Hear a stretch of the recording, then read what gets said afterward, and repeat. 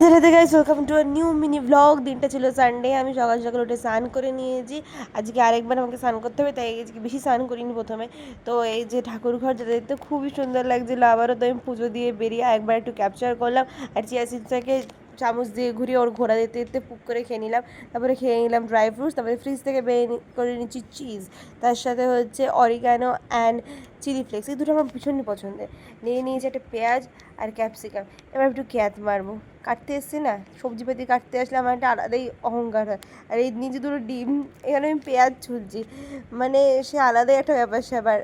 কেঁদে ভাসাবো, দেখো তোমরা জাস্ট দেখো আমার চোখটার অবস্থা। মনে হচ্ছে কত না আমার সাথে অত্যাচার করা হয়েছে। এবার যেটুকু তো জল বেরোচ্ছিলো। তো যখন পেঁয়াজ কাটলাম তখন মনে পড়ছে, তো ক্যামেরা চলছে, আর একটু এক্সট্রা নাটক করাই যায়, তো একটু এক্সট্রা নাটকও করে নিলাম। তারপরে পেঁয়াজ টেয়াজ কেটে নিচ্ছি। আর বেসিক্যালি আমি না সবজি একটু কমই কাটতে পারি। এর কারণ হলো আমার এই নখটা ছোটোবেলা থেকে আমি একটু বড় করতে ভালোবাসি।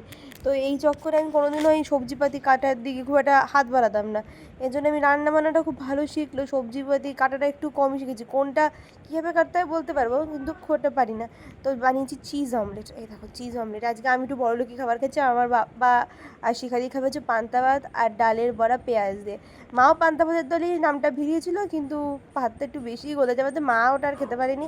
শেষ পর্যন্ত আমার কাছ থেকে চিজ অমলেটের ভাগ নিয়েছে। তো এখানে মা রান্না বান্না করেছে দুদিনের জন্য। তারপরে এখন চিমনি বন্ধ করে আমরা চললাম। কোথায় যাচ্ছি বলছি, দাঁড়াও। আমি যাচ্ছি ঘরের জামা পরেই যাচ্ছি, লেট তো জামা কাপড় চেঞ্জ করবো, আবার নিচে একটা জিন্স পরে নিচ্ছি। চলো এবার গেছি কল্যাণী সোনো কেয়ারে। আমাদের একটা ইউএসজি করানো ছিল দুজনের রুটিন চেক আপের জন্য, ওর জন্য। তো বাড়িতে এসেছি কটা, 3:15।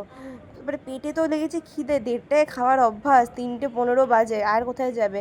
তারপরে তাড়াতাড়ি করে স্নান করে নিয়েছি। স্নান করে যখন বেরোচ্ছি তখন 3:25। এবার আমরা খেতে বসবো। খাবারে আছে কি, শশা, ভাত আর পাট শাকের একটা কেমন চচ্চড়ি টাইপের। আর এই যে বাঙালির প্রিয় ইলিশ মাছ বেগুন দিয়ে, কিন্তু আমি কিন্তু পছন্দ করি না ইলিশ। আর এখানে পটল চিংড়ি, এই চিংড়িটা আমার ফেভারিট। পুরো এক সপ্তাহ অপেক্ষা করে দেখি একটু মাছ খাওয়ার জন্য। তারপরে 4টের সময় খেয়ে উঠে তো শরীরটা খারাপ হয়ে গেছে, অভ্যাস নেই তো এত বেলায় খাওয়ার। শরীর তো একদম অস্থির অস্থির করছে, পেট মনে হচ্ছে ভার হয়ে গেছে, বমি হয়ে যাবে। অনেক কিছু হওয়ার পর সারা সন্ধ্যা বসে থাকে। এই যে রাতে পেয়ে গেছি ভোগের প্রসাদ, এটা হচ্ছে মালসা ভোগ। যে বাটিটা থেকে বাড়ছে ওটা হচ্ছে মায়ের সামনে ভোগটা দেওয়া হয় সেটা। যাই হোক, প্রতি অবশ্যই আমাদের এটাই খাওয়া।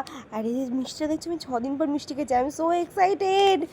ওটা ভালো লাগলে লাইক কমেন্ট আর সাবস্ক্রাইব করতে ভুলো না। বাই।